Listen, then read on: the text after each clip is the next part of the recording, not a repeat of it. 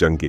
कादिसिया इस्लामी तारीख का एक ऐसी जंग जिसमें फारसी सेना का लीडर रुस्तम ने लगभग लाख सेना लेकर मुसलमानों के सेनाओं पर हमला किया। मेरे प्यारे दोस्तों, इस्लाम के शुरुआती दौर में उमर बिन खत्ताब रजी अल्लाह ताला अन्हु की खिलाफत में रोमन एम्पायर को यरमुक जैसी जंग में बुरी तरह हरा दिया था,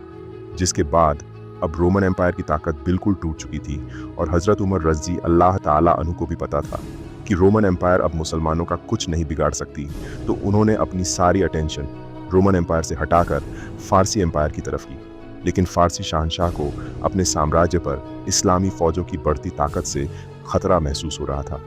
मुसलमानों ने रक्का के कुछ अहम इलाकों को अपने कब्जे में ले लिया था, जिसकी वजह से फारस की राजनीतिक और सामरिक ताकत पर असर पड़ने लगा। तो हालात को कंट्रोल करने के लिए आखिर मजबूरन ईरान के सारे जनरल्स एक जगह पर जमा हुए और मुसलमानों के खिलाफ प्लान बनाने लगे। इस मीटिंग में सारे जनरल्स को समझ आ गए कि मुसलमान सिर्फ इसलिए हमें इतनी आसानी से हरा रहे हैं क्योंकि हम उन्हें छोड़कर आपस में एक दूसरे के साथ लड़ रहे हैं और हमारी इसी डिवीजन का मुसलमान फायदा उठा रहे हैं। तो आखिर ईरान के सबसे पावरफुल जनरल रुस्तम ने वहां सबको कन्विंस किया कि अब वक्त आ चुका है कि हम अपनी आपस की सारी दुश्मनी भुला दें और अपनी आपस की सारी लड़ाइयां खत्म करके फारस का एक नया यूनाइटेड शहंशाह चुने। और इस पोस्ट के लिए उसने खुद ही यज़्दगर्द को नॉमिनेट किया, जिसका ताल्लुक खुसरो के ख़ानदान से था। लेकिन यहाँ भी रुस्तम ने बहुत ही चालाकी की थी, क्योंकि नए बादशाह यज़्दगर्द की उम्र उस वक्त सिर्फ 9 या 10 साल के करीब और रुस्तम चाहता था कि यज़्दगर्द सिर्फ नाम का बादशाह हो और असल में सारी ताकत रुस्तम के पास हो। लेकिन जो भी हो, इन सारी चीज़ों से फारसी एम्पायर दोबारा मजबूत होने लगी। लेकिन जब मुसलमानों ने आखिर हज़रत उमर रज़ी अल्लाह ताला अन्हु के दौर में अमवास जैसी इंपॉर्टेंट सिटी को फतह कर लिया, उसके बाद रोमन और फारसी एम्पायर की बर्दाश्त की हद बिल्कुल ख़त्म हो गई। जिसके बाद हिस्ट्री में पहली बार एक ऐसा काम हुआ जो इससे पहले सोचना भी इम्पॉसिबल था कि मुसलमानों के खौफ से रोमन और फारसी एम्पायर एक हो गए और अपनी पिछले साल की दुश्मनी भुलाकर और एक दूसरे के इतने करीब आए कि रोमन बादशाह हेराक्लियस ने अपनी पोती मानिया की शादी फारसी बादशाह यज़्दगर्द से कराई, जिसकी उम्र ज़्यादा से ज़्यादा 10 साल के करीब। और इन दोनों ने ये प्लान बनाया कि हम दोनों एम्पायर्स अपनी आर्मी को एक दूसरे के बॉर्डर से हटाकर अपने सेंटर्स में जमा करेंगे और फिर जब हमारी सारी फौज एक जगह जमा हो जाएगी तो हम एक साथ ही मुसलमानों पर हमला करके इन्हें ख़त्म कर देंगे। जब खलीफा उमर रजी अल्लाह ताला अन्हु को इस डील का पता चला तो अब उनके सामने बहुत ही बड़ा चैलेंज था, क्योंकि अब एक ही टाइम पर उन्हें उस ज़माने के 2 बड़े सुपर पावर से एक साथ लड़ना था। रोमन एम्पायर में तो खालिद बिन वलीद और अब्बू उबैद की लीडरशिप में मुसलमानों की काफ़ी बड़ी फौज मौजूद थी। तो उन्होंने रोमन एम्पायर को छोड़कर फारसी एम्पायर के लिए फौज जमा करना शुरू कर दी और अपने कैपिटल मदीना से सहाबा को पूरे अरब में फैला दिया, ताकि वो जाकर फारसी एम्पायर के खिलाफ मुसलमानों को जिहाद के लिए उभार सकें। और खुद उस साल हज करने चले गए। जैसे ही हज़रत उमर हज से वापस आए तो उन्होंने मदीना में एक अजीब सा मंजर देखा कि जहाँ तक उनकी नज़र पहुँच रही थी वहाँ तक मुसलमानों का एक समुंदर खड़ा था और ये सब फारसी एम्पायर के खिलाफ मुसलमानों की फ़ौज में शामिल होने आए थे। तो हज़रत उमर ने इन सबको रेडी होने का हुक्म दिया और फिर खुद इन्हें लीड करके मदीना से रवाना हुए। जैसे ही वो थोड़ा आगे पहुँचे तो बाकी बड़े सहाबा अब्दुल रहमान बिन औफ और अली रजी अल्लाह ताला अन्हु ने उन्हें जाने से रोक दिया और कहा, इस जंग में आपको जाना बहुत ही डेंजरस होगा,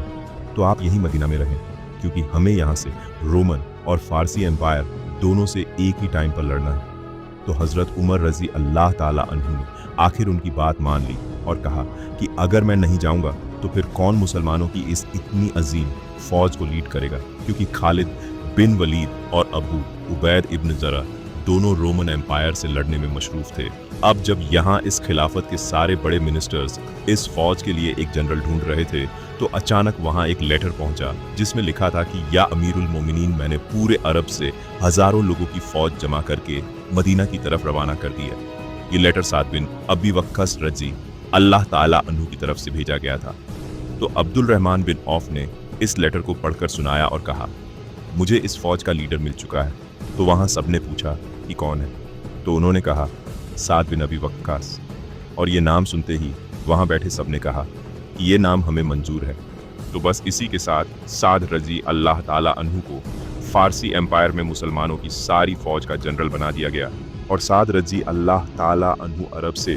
की फौज लेकर फारसी एम्पायर की तरफ रवाना हुए और हज़रत उमर रजी अल्लाह ताला अन्हु के ऑर्डर्स के मुताबिक फारसी एम्पायर में एक ऐसी जगह चूज़ की जिसके पीठ के पीछे अरब हो और सामने फारसी एम्पायर हो। लेकिन जाने से पहले हज़रत उमर रजी अल्लाह ताला अन्हु ने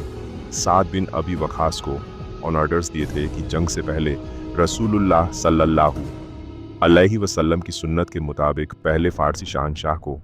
इस्लाम की तरफ आने की दावत ज़रूर देना। तो साद बिन अबी वक़ास ने ऐसा ही किया और कादिसियाह के मैदान पहुंचकर मुसलमानों का एक ग्रुप फ़ारसी एम्पायर के कैपिटल की तरफ रवाना किया।